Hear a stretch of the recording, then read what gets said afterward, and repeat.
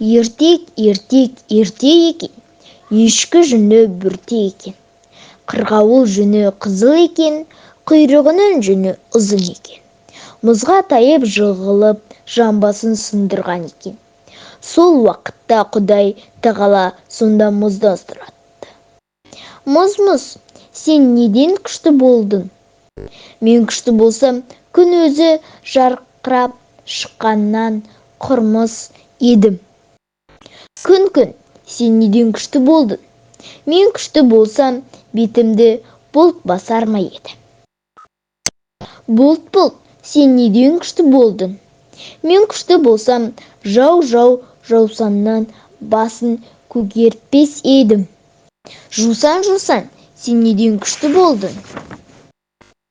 Мен күшті болсам, қошақан басымды жер ме еді? Қошақан, сен неден күшті болдың? Мен күшті болсам, құйрығымды қасқыр тартар ма екен? Қасқыр, сен неден күшті болдың? Мен күшті болсам, мерген атып алар ма еді?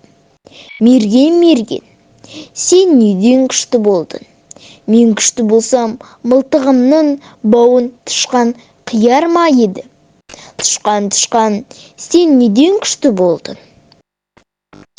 Мен күшті болсам, ал жаздай тасаған азығымды құрмысқа теріп кетер ме еді? Құрмысқа, сен неден күшті болдың? Желкемнен жетіп атып, шойынды көтергендіктен күшті болдым дегенде. Ей, сен Құдайсыз күшті болған екенсің ғой. Олай болса, деп белді қылышпен бір салғанда, қылдай болған өзіндей бойымды көтеру де содан қалған.